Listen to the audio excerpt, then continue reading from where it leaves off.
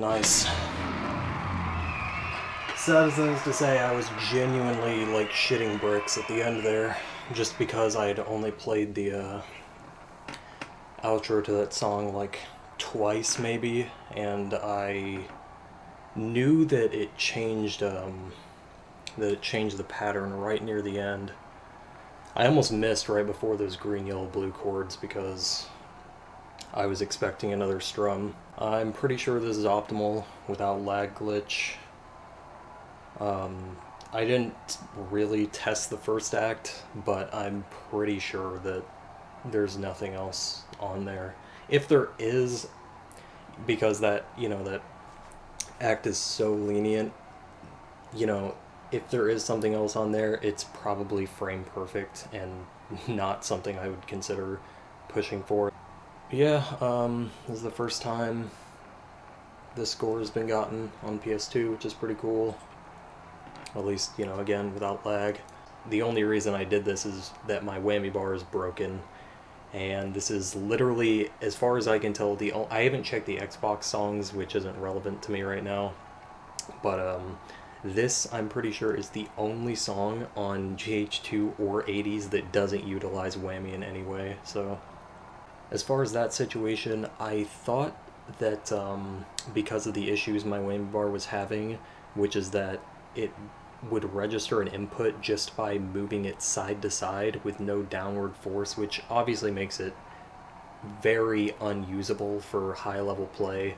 And I'm pretty sure that was the issue I was facing later on, at least with push or not push push, less talk more rock, where I was just missing hopo whammies because my besides the side to side input movement, it was just incredibly sensitive as well. So it makes complete sense why I would have been having those issues.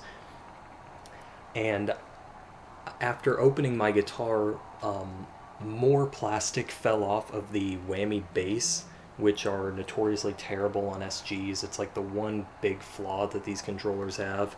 So I was pretty sure it was the bass that was causing it, just because there was like no stability that was holding the potentiometer in place. So I ordered another bass from Hobby CNC, I think it's called.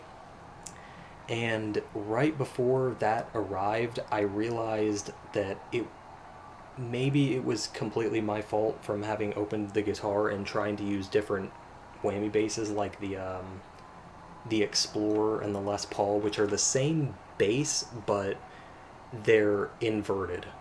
So I was trying to like flip the potentiometer to try to get it to input, to get it to work with those, but it just didn't function because the orientation of it. And so maybe that was the cause of what happened next, is that the potentiometer became desoldered, or at least two of the three pins did. So that's going to be a big pain in the ass, not only because the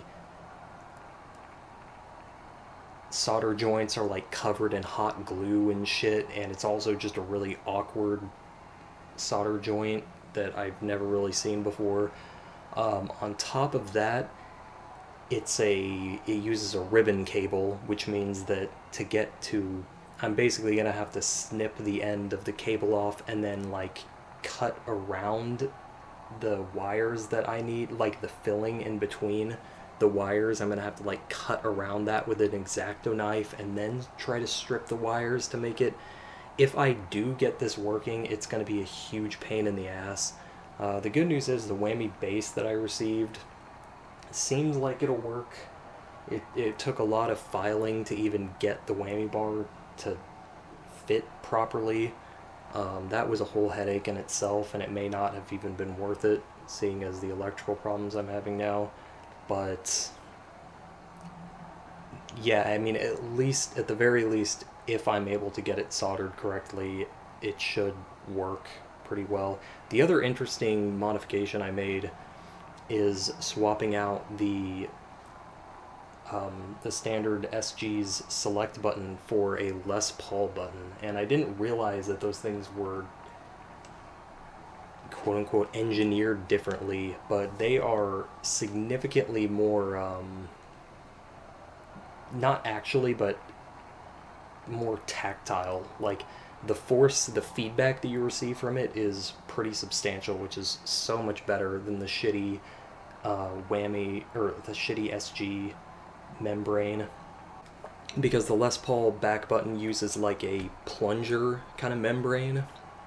I found out that I actually have a lot of excess parts for this guitar, which is pretty nice, just because I apparently had like two of those really shitty wireless PS2 guitars, the white and black ones, that never worked properly. It seemed like no matter who you talk to, those things never worked decently in any sort of long-term sense. But I had two of those just lying around, so I have parts. I already replaced the fret membranes again, if this is even able to get working again.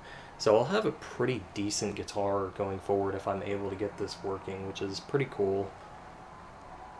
But that's a huge if. The journey very well may just end here for good. So, also on the topic of those wireless PS2 guitars, I did actually check to see if the whammy bass was the same as the SG instead of the Explorer and the Les Paul, which are the same, again, the inverted shape. And it's not, and it's not either of those designs. It's this bizarre, like, it's completely unique as far as I've seen among guitars, which is a huge pain in the ass, but that's just... So that's basically the one part in those guitars that I can't reuse, unfortunately, but it will be handy for like strum switches, because I do want to switch especially the down strum at least to get the most accurate like feedback I can. And one final note, I might, just because again this very well might be the end of my go with this stuff, I might just try to lag glitch this song.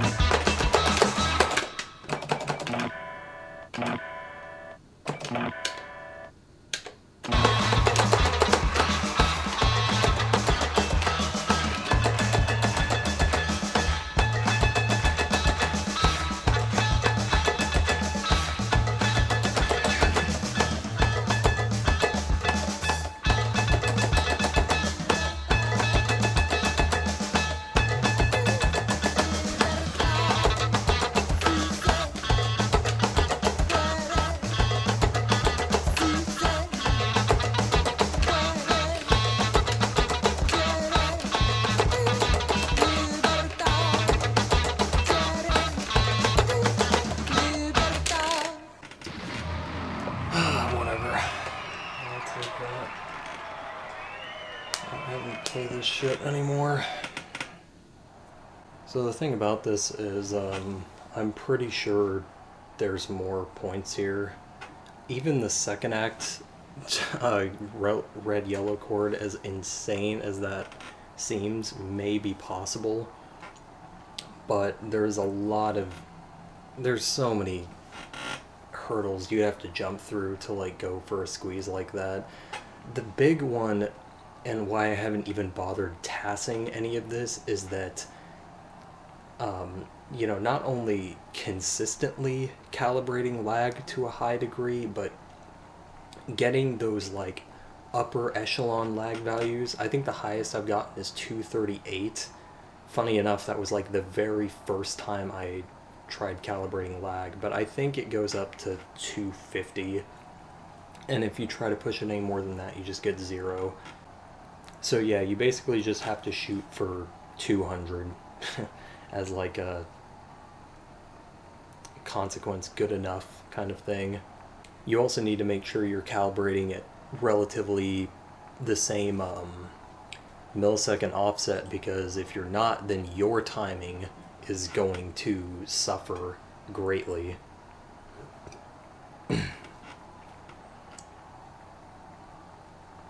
So yeah, there's probably an extra 200 on both the first and third acts, and the chord on the second act may very well be possible as well. TASing that shit would be a nightmare. I'd have to find out how the lag calibration even works. I'm sure it's just like there's an offset every time. It might not actually be that complicated, because what I assume is going on is every frame that little eyeball note passes the strike line and the eyeball icon blinks, it's got to be based on that, and then every frame after that you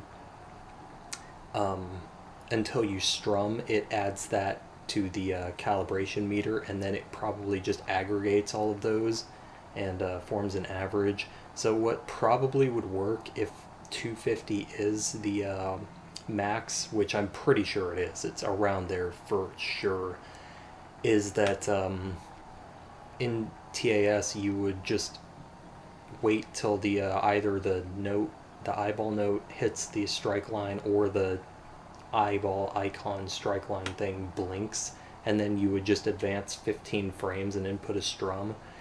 The problem with that is that even if that is a consistent way to calibrate lag through TAS, my god, what an unbelievable fucking pain in the ass that would be to do for every single activation. I just cannot even imagine wasting that much time on this stuff. Playing like this is just so unfun for so many reasons. It is a skill set for sure. You know, I've never held the stance that this wasn't A, impressive, B, difficult, or C, a really cool just showcase of theory. But I very much still hold after this that this should not be integrated into the leaderboards, but that discussion is dead and gone by this point. But yeah, this really doesn't even like interact with score chasing, score grinding in the same way that we've known it. Like, hitting this quote-unquote squeezes is not even anywhere remotely where the difficulty in doing this lies. It's all in learning how to play with the offset, and then learning how to reset the lag and keep your combo. That second act, for example, I had a pretty high success rate with doing just the regular extended hit window activation, and learning the act using lag. Obviously it makes the act completely free, but I missed so many times getting this down, but I just knew that it was better to try to actually learn how